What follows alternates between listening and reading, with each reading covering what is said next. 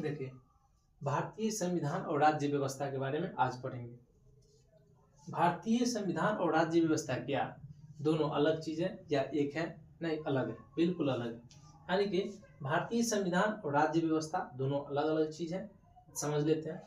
देखिए, भारतीय संविधान, संविधान क्या कहता है? भारतीय संविधान क्या होता है? जिसमें नियम, कानून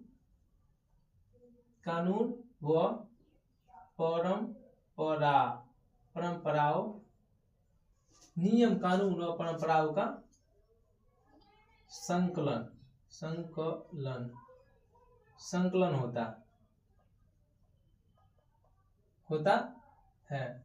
ठीक है, यानी कि नियम, कानून और परंपराओं का संकलन होता है। कि राज्य व्यवस्था क्या होता है? ये जो होता है ना, यानी नियम, कानून और परंपराओं का संकलन होता है, इसे संविधान कहते हैं। जो नियम, कानून और परंपराओं पर आधारित होता है। राज्य व्यवस्था क्या है? यानी कि राज्य देश को सुचारू रूप से चलाने के लिए जो व्यवस्था किया जाता है, यानी कि देश को सुचारू रूप से चलाने की व्यवस्था किया जाता है। किया जाता है, उसे राज्य व्यवस्था कहते हैं। राज्य व्यवस्था कहते हैं। यानी कि देखिए, संविधान अलग चीज है और राज्य व्यवस्था अलग चीज है। संविधान क्या? नियम, कानून और परंपराओं का संकलन होता है, जबकि राज्य व्यवस्था का देश को सुचारू रूप से चलाने के लिए जो व्यवस्था किया जाता है, उसे राज्य व्यवस्था कहते हैं। ठीक है, इसमें जो है ना, अनुच्छेद के माध्यम से संविधान में लिखा, यानी कि ये जो संविधान में लिखा रहेगा वो अनुच्छेद के माध्यम से लिखा रहेगा। यानी संविधान में लिखा रहेगा, और संविधान में जो लिखा रहेगा अनुच्छेद के माध्यम से, उसे व्यवस्थित रूप से चलाने के लिए, जो सुचारू रूप से चलाने के लिए व्यवस्था किया जाता है, उसे राज्य व्यवस्था कहते हैं। एग्जाम्पल में मान लीजिए, देखिए, एग्जाम्पल में मान लीजिए अनुच्छेद 17 क्या कहता है? अस्पृश्यता दंडनीय अपराध है। यानी कि अस्पृश्यता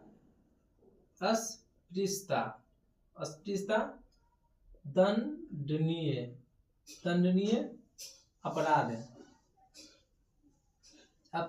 है। ठीक है, क्या है? अस्पृश्यता दंडनीय अपराध है, अनुच्छेद 17 में कहता है। ये सिर्फ संविधान में लिखा है। कि क्या है? संविधान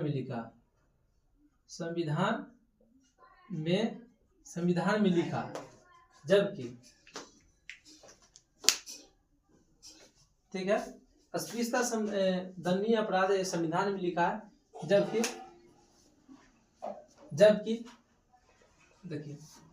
जबकि इसको व्यवस्थित करने के लिए, यानी कानून बना करके लागू करने के लिए, ठीक है, अनुच्छेद देखिए 17 अनुच्छेद क्या कहता है? अस्पृश्यता दंडनीय अपराध। ठीक, इस संविधान में लिखा हुआ। और अपराध के यानी कि सुधार करने के लिए या चलाने के लिए जो व्यवस्था करेंगे,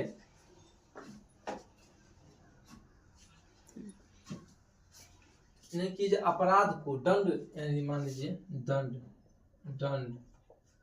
उसका जुर्माना, यानी अपराध जो किया उसके लिए, यानी कि दंड और जुर्माना, ये व्यवस्थित रूप से लाने के लिए जो व्यवस्था किया जाता है, उसे राज्य व्यवस्था कहते हैं। ठीक है, इसे क्या कहते हैं? राज्य व्यवस्था। ठीक, इसे राज्य व्यवस्था कहते हैं। ठीक है, यानी कि संविधान में अनुच्छेद के माध्यम से लिखा रहेगा, परंतु वो अनुच्छेद को उपयोग में, व्यवहार में लाने के लिए जो व्यवस्था करेंगे, जो दंड है, जुर्माना है, इस माध्यम से व्यवस्था करेंगे, उसे राज्य व्यवस्था कहते हैं। यानी कि संविधान में जो लिखा गया वो संविधान है, और उसके देश में लागू करने के लिए जो व्यवस्था है, यानी कि अधिनियम ला करके बनाया जाता है, दंड, जुर्माना ये सब बनाया जाता है, ये हो जाएगा राज्य व्यवस्था, यानी व्यवस्थित रूप में हो जाएगा। ठीक है, उसके बाद क्या होगा? देखो, जैसे मान लीजिए संविधान, संसद संसद जो है व्यवस्था करता है संसद अधिनियम के द्वारा, अधिनियम के द्वारा, जबकि न्यायालय व्यवस्था करेगा निर्णय के द्वारा, न्याय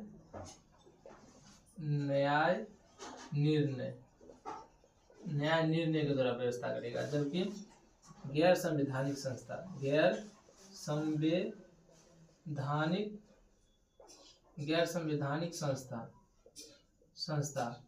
ठीक है, ये जो है संसद अधिनियम ला करके व्यवस्था करता है।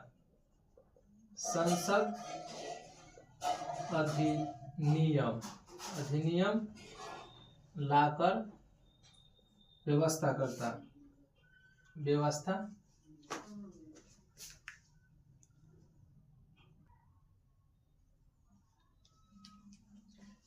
गैर संवैधानिक संस्थाएं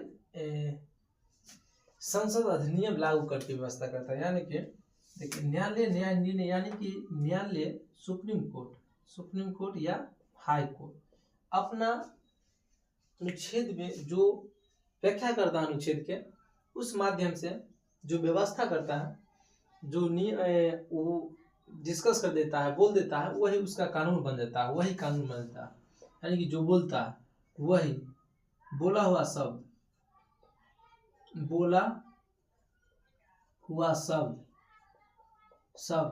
कानून बन जाता है, कानून बन जाता है, वही न्याय निर्णय होता है। यानी कि उसके द्वारा जो बोला गया है कोर्ट में, हाई कोर्ट या सुप्रीम कोर्ट में, उसमें जो है वही शब्द कानून बन जाता है, वही व्यवस्था करता है न्याय निर्णय के द्वारा। या कोई भी अनुच्छेद की व्याख्या कर दिया गया, जैसे अनुच्छेद 21 में कहता है प्राण एवं देह स्वतंत्रता। इसके बारे में बहुत सारा व्याख्या भी किया है सुप्रीम कोर्ट।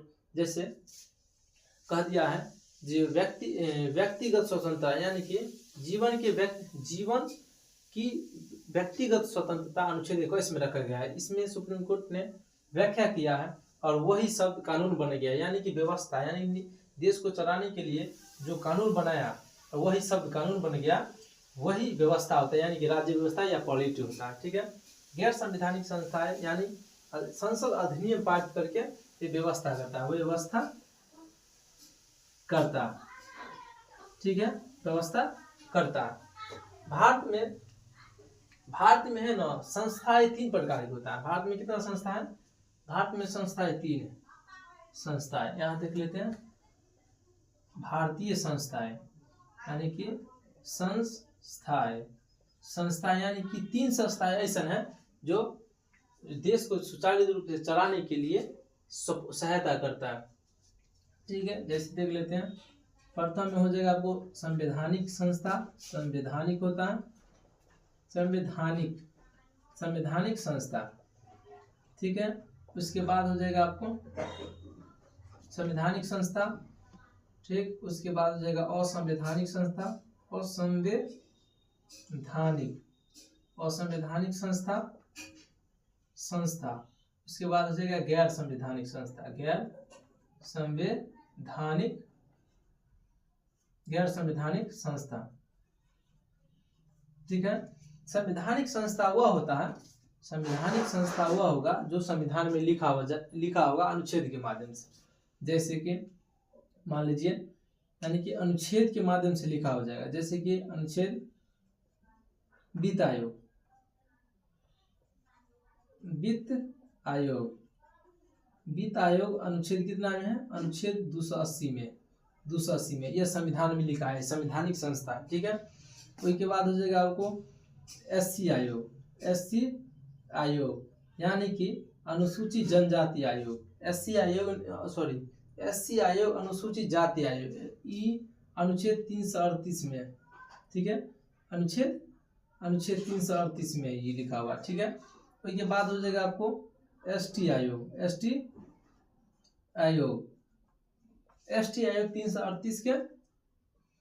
338 अनुच्छेद 338 के A में। ठीक है, यानी कि सभी संस्था जो है संवैधानिक संस्था है, संविधान के अनुच्छेद के माध्यम से लिखा हुआ है संविधान में, जो देश की चलाने के लिए सहायक होता है संस्था है। ठीक है, इसी में हो जाएगा GST आयोग जीएसटी आयोग जो हो जाएगा अनुच्छेद 279 में हो जाएगा, 279 के ए में हो जाएगा। ठीक है, ये सभी संस्था है जो संवैधानिक है और देश को चलाने के लिए सुचारू रूप से व्यवस्थित करता है। ठीक है, और असंवैधानिक संस्था, असंवैधानिक संस्था वह होता है जो कि देश के कानून नियम कानून को खिलाफ काम करता है। जैसे हो जाएगा देश के कानून के खिलाफ, ठीक है, कानून के खिलाफ, कानून के खिलाफ कार्य करता। जैसे हो जाएगा आपको आतंकवाद संगठन, आतंकवाद संगठन, ठीक है। उसके बाद हो जाएगा ISI संगठन, ठीक है। ये सब संस्था हो जाएगा आपको जो संविधान के विरुद्ध यानी कि देश के विरुद्ध कार्य करता है, असंवैधानिक संस्था को कहते हैं। जबकि गैर संवैधानिक संस्थाएं दो होता है, एक होता है कार्यकारी संस्था, ठीक है, और एक होता है, देखिए इसको यहाँ लिखते हैं गैर संवैधानिक संस्था। ठीक है, गैर संवैधानिक संस्था, देखिए गैर संवैधानिक संस्था हो जाएगा आपको एक कार्यकारी संस्था हो जाएगा। क्या ऊपर से तन लिखते हैं, ठीक है। दो हो जाएगा, एक हो जाएगा कार्यकारी संस्था, कार्यकारी संस्था हो जाएगा, ठीक है। और दूसरा हो जाएगा विधिक संस्था, विधिक संस्था, ठीक है। कार्यकारी संस्था में हो जाएगा, कार्यकारी संस्था क्या हो जाता है यानी कि राष्ट्रपति मंत्रिमंडल के सलाह पर कार्य करता है। जैसे उदाहरण में राष्ट्रपति मंत्रिमंडल के सलाह पर कार्य करेगा। जबकि उदाहरण क्या हो जाएगा, जैसे वित्त आयोग है, वित्त आयोग ये संविधान में लिखा नहीं है, वित्त आयोग संविधान में अनुच्छेद के माध्यम से वित्त आयोग कहते हैं। नीति आयोग ये आया है 1 जनवरी 2015 को, ठीक है। ये संविधान में लिखा नहीं है परंतु परंपराओं के माध्यम से ये चला आ रहा है, यानी योजना आयोग के स्थान पर नीति आयोग लाया गया है, ठीक है, जो पहले से चला आ रहा है। ये कार्यकारी संस्था हो जाएगा और राष्ट्रपति मंत्रिमंडल के सलाह पर कार्य करेगा। ये भी संविधान में लिखा हुआ, ठीक है। ये भी परंपराओं के आधार पर, यहाँ क्या है संविधान किससे कहते हैं, नियम कानून और परंपराओं पर आधारित है, तो यही बात है, ठीक है। नीति आयोग यानी कि 1 जनवरी 2015 को लाया गया जो कार्यकारी संस्था है। विधिक संस्था में क्या हो जाएगा, विधिक संस्था में हो जाएगा आपको जो संसद अधिनियम या एक्ट पारित करके लाता है, संसद एक्ट पारित कर लाता, ठीक है। जैसे में हो जाएगा मानव अधिकार आयोग, क्या मानव अधिकार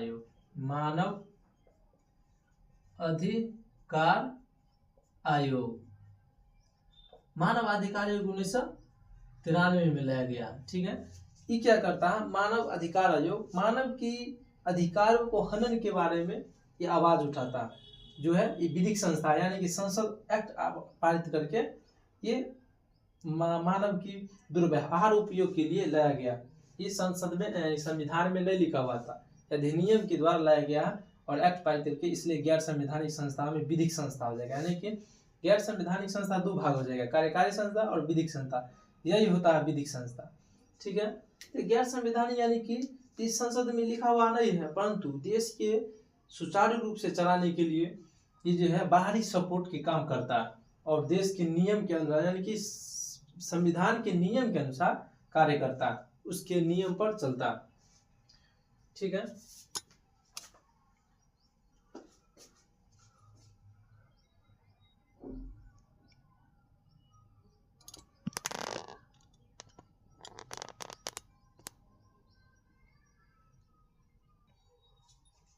एक बार रिकवर कर लेते हैं, देखिए फिर से भारतीय संविधान और राज्य व्यवस्था। भारतीय संविधान और राज्य व्यवस्था, भारतीय संविधान उसको कहते हैं जो नियम कानून और परंपराओं पर आधारित होता है।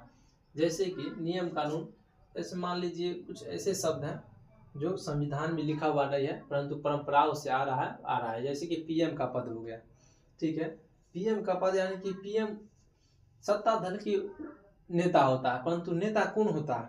जो वरिष्ठ होता है, सबसे जो वरिष्ठ होता है वही पीएम बनाया जाता है, परंतु सब संसद सदस्य रहता है, परंपराओं पर आधारित है, यही कहता है, ठीक है। जबकि राज्य व्यवस्था जो संविधान में लिखा हुआ है अनुच्छेद के माध्यम से, और उसे लागू करने के लिए जो व्यवस्था किया जाता है अलग से एक्ट धारा आईपीसी एक्ट ये सब होता है, ये सब लाया जाता है, उसे व्यवस्था के रूप में रहता है, उसे राज्य व्यवस्था या पॉलिटी कहते हैं, ठीक है। संविधान में बहुत सारा चीज नहीं लिखा, ठीक है, परंतु इसको उपयोग के लिए ये व्यवस्था किया जाता है, नया नया एक्ट लाया जाता है।